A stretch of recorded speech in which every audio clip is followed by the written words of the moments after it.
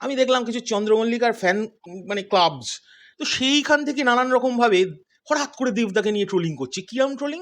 তো তোরা হঠাৎ রাজনৈতিকভাবে তরজা করছিস, চোর বলছে লোকে, এগুলো নোংরামি করছিস, সে তো লোকে বুঝছে ফেক ভিডিও, সেটা ছাড়। হঠাৎ সিনেমার বক্স অফিস নিয়ে কথা বলতে, ই মা! বক্স অফিস নিয়ে কথা কেন আমার আবার কিরকম একটা লাগে, বক্স অফিস শুনলেই কেমন একটা লাগে। হেই, চাঁদু বক্স অফিস! হ্যালো এভরিওয়ান, আমি সৃঞ্জয়।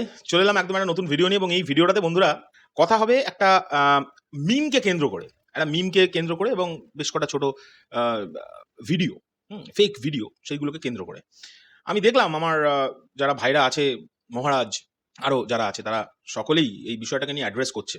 কিন্তু কেউ দেখছি আহ, আসল জায়গায় হিট পয়েন্টটা করতে পারছে না। তারা উপর উপর দিয়ে বলছে। কেউ কেউ আবার বলছে, আমি দেখলাম একজন কন্টেন্ট ক্রিয়েটার, সে বলছে আমারই একমাত্র শের দাঁড়া আছে। কিন্তু সেই শির দাঁড়া দিয়ে সে আর দাঁড়িয়ে উঠতে পারলো না। সে তার ভিডিওতে ক্লিয়ারই করতে পারলো না কোথা থেকে এই নোংরামিটা হচ্ছে। যাই হোক, বেসিক্যালি শুরুতেই বলে রাখি, দেবদাকে কেন্দ্র করে একটা প্রবল লেভেলের নোংরামি শুরু হয়েছে আজ সকাল থেকে। এটা কিন্তু শুধু সকাল থেকে না, খুব সিরিয়াসলি যদি তোমরা এটাকে একটু ফলো আপ করো তাহলে বুঝবে এটা গতকাল সন্ধ্যা থেকে শুরু হয়েছে। সন্ধ্যাবেলা থেকে আমি দেখছিলাম গতকাল যে দেবদাকে কেন্দ্র করে পার্টির দিক দিয়ে কুরুচিকর মন্তব্য, রাজনৈতিকভাবে তাকে অ্যাটাক করা, এগুলো হচ্ছে ডিফারেন্ট জায়গা থেকে। শুধু দেবদা বলে না, আমরা সকলেই জানি পশ্চিমবাংলায় বিজেপি সরকার জিতেছে, এবং তৃণমূল সরকার শেষ, মানে হেরে গেছে। এবং যেহেতু তৃণমূলের সঙ্গে জড়িত প্রচুর অ্যাক্টর অ্যাক্ট্রেস তারা ছিলেন ডিফারেন্ট পদে, তারাও হেরেছেন অনেক জায়গায়। এবং কিছু মানুষ, মানে যারা তৃণমূলের এমপি যারা ছিলেন, যেমন দেবদা তাদের মধ্যে একজন, তারা সেই এমএলএদের প্রচার করতে নানান জায়গায় গেছেন, এবং সেইগুলোকে নিয়ে রাজনৈতিক ট্রোলিং শুরু হয়েছে। এবার রাজনৈতিক ট্রোলিং হচ্ছে, সেটা কিন্তু হয়। রাজনৈতিক ট্রোলিংয়ের মধ্যে যদি তোমরা দেখো যে রাজনৈতিক যে ট্রোলিং হচ্ছে সেইটাই যদি কখনো পার্সোনাল অ্যাটাকের জায়গায় যতক্ষণ না যায়, ততক্ষণ বিষয়টা ঠিক থাকে। এখন বিষয় হচ্ছে, দেবদা তৃণমূলের এমপি। এখন যেহেতু সরকার থেকে তৃণমূল চলে গেছে, তাই স্বাভাবিক অর্থে অনেক মানুষেরই তাদের ফ্রিডম অফ স্পিচটা আরও বেড়ে গেছে, যেটা তারা বলছে যে তৃণমূল থাকাকালীন তারা বলতে পারেনি। এবং তার ফলে তারা নানান রকমের মন্তব্য রাখছে নানান মানুষকে নিয়ে, এবং সেটা তাদের অবশ্যই হক, আমি সেটা নিয়ে কোনো কোয়েশ্চেনই তুলছি না। এখন বিষয় হচ্ছে, আজ সকাল থেকে একদল দুষ্কৃতী, ইন্টারনেটের দুষ্কৃতী, যাদের সঙ্গে আমাদের বহু আগে একটা বিশাল ক্যাঁচাল লেগে গেছিল, সেই, আমি তো দুষ্কৃতী বলি তখন থেকেই। তো সেই দুষ্কৃতীর দল দেবদাকে কেন্দ্র করে রাজনৈতিক মোড়ক লাগিয়ে তাকে সিনেমা জীবনটাকে নিয়ে অপমান করার চেষ্টা করছে। এবার তোমরা বলতে পারো, কি করে এটা সিনেমার জীবনটাকে নিয়ে অপমান করার চেষ্টা করছে দাদা? কারণ দেখো, প্রতিটা এক ধরনের মিম বেরিয়েছে, সেখানে আমি দেখলাম যারা এই টিএমসির সঙ্গে জড়িত অ্যাক্টর অ্যাক্ট্রেসরা আছে, তাদেরকে এক জায়গায় বসিয়ে লিখেছে যে এরা হেরে গেছে, এরা এবার রং বদলাবে, এরকম নানান রকমের পোস্ট। এবং এই যে ভিডিও শুরুর আগে আমি যে কন্টেন্ট ক্রিয়েটারদের নাম করলাম, মহারাজের কথা বলছিলাম, মহারাজ বাদ দিয়ে আরো বেশ দু একজন করেছে ভিডিও, তোমরা খুঁজলে পেয়ে যাবে। তো তাদের মধ্যে একজনকে আমি দেখলাম সেই পোস্টটাকে নিয়ে ছ্যাবলার মতো লিখেছে যে তোরা ভাই এগুলো কোথা থেকে পাস, উফ, বলে খুব হাসি পেয়েছে তার। আর পরক্ষণেই দেখলাম মহারাজের ভিডিওটা আসার কিছুক্ষণের মধ্যেই তার একটি ভিডিও চলে এলো। আর ইটস নাইস, তার আসতেই পারে, তার আর সে ভিডিওতে বলছে আমার মেরুদণ্ড আছে শুধু। আর সেই মেরুদণ্ড দিয়ে সে বলতেই পারলো না আসল যাদেরকে ক্লেম করা উচিত এটার জন্য। তার খারাপ লাগছে। মানে বিষয়টা হচ্ছে এরকম দাঁড়াচ্ছে, আমি মানে পৌশালীকে কিছু ডিরেক্টলি বলতে পারছি না। আমি মহারাজকে ফোন করে বললাম, মহারাজ পৌশালীর দিকে যাতা বলতো। এইবার এটা বলার পরে মহারাজ সেই কথাটা শুনে পৌশালীর দিকে যাতা বললো। আর আমি পৌশালীর কাছে গিয়ে বললাম, ইস মহারাজ এটা ঠিক করলো না ভাই। এরকম হচ্ছে বিষয়টা। তা এটাকে মেরুদণ্ড বলে না, এটা প্রথম কথা। দ্বিতীয় কথা হচ্ছে, যেটা ঘটছে কারা করছে, আমি তো বললাম দুষ্কৃতী। আমি তো এদের চিনি, আমি তো এদের নামও জানি। এরা এরকম দুষ্কৃতী যারা আমাকে চ্যালেঞ্জ করেছিল, এরা নাকি আমার পেজ থেকে চলে গেলে আমার এই শরৎ মিউজিক ভেঞ্চার্সটা আর চলবে না। এরা এমন দুষ্কৃতী যারা পৌশালীকে নিয়ে অসম্ভব নোংরা ট্রোলিং শুরু করেছিল। এদের কাছ থেকে এটা তো খুব কমন, যেটা দেবদা এখন ফেস করছেন না, দেবদাকে নিয়ে করছেন, যেটা আবার দেবদা পাত্তায় দেন এসবে। তো এবার বলতে পারো তোমরা কেন পাত্তা দিচ্ছ, সেটা নিয়ে পরে উত্তর দিচ্ছি। তো এরা এরকম দুষ্কৃতী যারা বলে যে আমাদের নাকি চ্যানেলটা এরা খেয়ে দেবে, আর এরা এটাও বলে এরা ছেড়ে চলে গেলে আমাদের কেউ সাবস্ক্রাইব করবে না।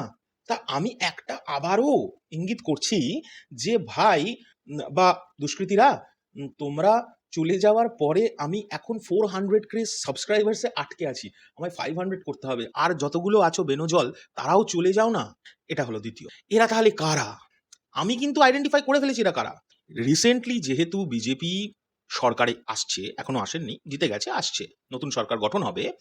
ইতিমধ্যে যে গিরগিটিগুলো, সাধারণ মানুষের কথাই তুলছি, যে গিরগিটিগুলো তৃণমূলের দলে গুন্ডা সেজে ছিল, তারা হঠাৎ করে রং বদলে, ওই ফ্ল্যাগ বদলে নানান জায়গায় ভাঙচুর ফাংচুর করা শুরু করেছে।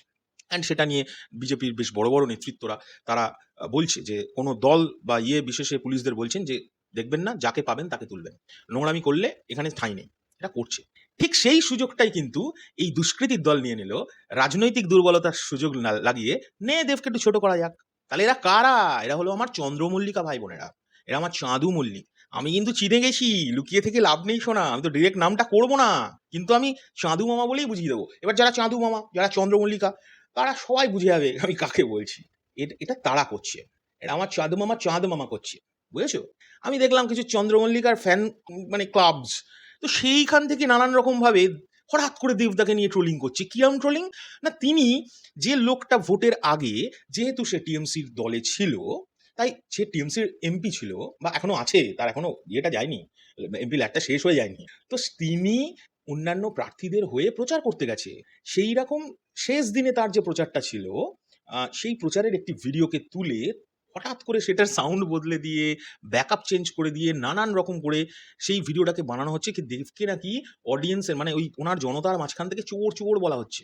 আমি কিন্তু চিনে গেছি এটা কারা রটাচ্ছে, এবং এটা যে মানে আমি যাদেরকে টার্গেট করে কথাটা বলছি, তারা যে রটাচ্ছে, এটার প্রমাণটা হচ্ছে তাদের পেজ থেকেই তো পোস্ট হচ্ছে। আমি চিনি বস, আমার এই মেরুদণ্ড আছে। আর নাম করছি না কেন?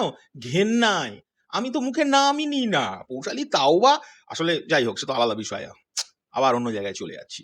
আমি ঘেন্নায় নাম নিচ্ছি না। আমার চাঁদু ভাইরা, আমার চাঁদু চন্দ্রমল্লিকা, তাঁরা করছে, তারা তো ক্রিমিনাল। তারা তো একটা মহিলাকে, এই পশ্চিমবাংলায় দাঁড়িয়ে এই যে টিএমসি সরকার থাকাকালীন যে বলছিল না যে মহিলা সেফ নয়, সেফ নয়, সত্যি সেফ ছিল না মনে হয়, তাই পৌশালীও সেফ ছিল না। কারণ পৌশালীকে নিয়ে অনলাইনে যে ধরনের নোংরা ট্রোলিং হয়েছিল, সেটা তো আমি ভুলিনি, এবং জীবনেও ভুলবো না যতদিন না কোনো সরি আসছে আমার কাছ থেকে, প্রপার কোনো জায়গা থেকে, এবং আমি তো লেগে থাকবো। আর তার মধ্যে দেবদাকে, এইবার প্রশ্নটা, আমি যে প্রথম প্রশ্নটা বললাম যে দেবদাকে নিয়ে তাহলে তুমি কেন বলছো, আমি তো বেশ করছি। কারণ এই এই যে চন্দ্রমল্লিকার দল, এরা যখন আমাকে থ্রেট করলো, আমাকে হঠাৎ করে এমন একটা ভাব করলো যে আমি মনে হচ্ছে দাদা চুলকানি, মানে ওদের কাছে। এই সময়ে একমাত্র পশ্চিমবাংলায়, দেভিয়ান্স ভাইরা হার্ডকোর ভাবে সাপোর্ট করেছিল শরৎ মিউজিক ভেঞ্চার্সকে। এবং সবচেয়ে বেশি বড় কথা যেটাতে ওদের পিত্তি জ্বলে যাচ্ছে, সেটা হচ্ছে আমাদের প্রাণ প্রিয় সাকিবিয়ান ভাই বোনেরা আমাদেরকে হার্ডকোর সাপোর্ট করে। তো সেটা আলাদা বিষয়, আবার একটা অন্য জায়গায় চলে যাচ্ছি। পয়েন্ট হচ্ছে দেবদাকে অপমান করা। তা বলছি, অশিক্ষিতের দল এই রাজনৈতিক তরজাগুলোকে তুলে তলায় আবার সিনেমার গল্প লাইনে লিখছস কেন বাবা? তলায় সিনেমার কথা লিখছিস কেন? এটা হলে কি হবে? কি বলছিস? বক্স অফিসে এতদিন চুরি করে দেখিয়েছিস, শালা সবগুলোই চুরি করে দেখানো? না, আমার পয়েন্টটা অন্য। আমি তো পোস্টগুলো দেখলাম, পোস্টগুলো আমি দেখেছি, এবং পোস্টগুলোর প্রথম দিকে লেখা, আহারে কত কষ্ট পেয়েছে আমার চাঁদু ভাইয়েরা, চন্দ্র মল্লিকা, হ্যাঁ, চন্দ্রধ্বনি আমার কত কষ্ট পেয়েছে। বলছে দেব একসময় কত সম্মান নিয়ে এসেছিল, আজ চলে যাচ্ছে, তখন তাকে চোর বলছে। এতদিন ধরে সে বক্স অফিসে চুরি করেছে, তাই অমুক একজনের কি বক্স অফিস হয়নি না, কেউ তো আর হবে কিনা আমি জানি না, সেটা নিয়ে আমি কোয়েশ্চেনই তুলছি না, আমি নামও নিতে চাই না। তো তোরা হঠাৎ রাজনৈতিকভাবে তরজা করছিস, চোর বলছে লোকে, এগুলো নোংরামি করছিস, সে তো লোকে বুঝছে ফেক ভিডিও, সেটা ছাড়। হঠাৎ সিনেমার বক্স অফিস নিয়ে কথা বলতে, মা, বক্স অফিস নিয়ে কথা কেন আমার আবার কিরকম একটা লাগে, বক্স অফিস শুনলেই কেমন একটা লাগে। হেই, চাঁদু বক্স অফিস।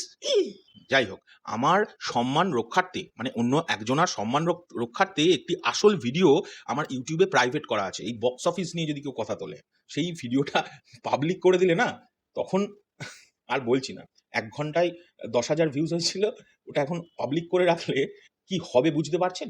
এবং ওটা কিছু কল রেকর্ডিং ছিল কিছু হল মালিকের। যাই হোক, সেটা নিয়ে আমি আর তুলছি না কথা। আমি সম্মানের জন্যই অফ করে রেখেছি। তো এদের আমি মহারাজকে বলতে চাই, মহারাজ তো ভিডিওটা খুব কষ্ট পেয়ে বানিয়েছে, ও কিন্তু হার্ডকোর দেবদার ফ্যান।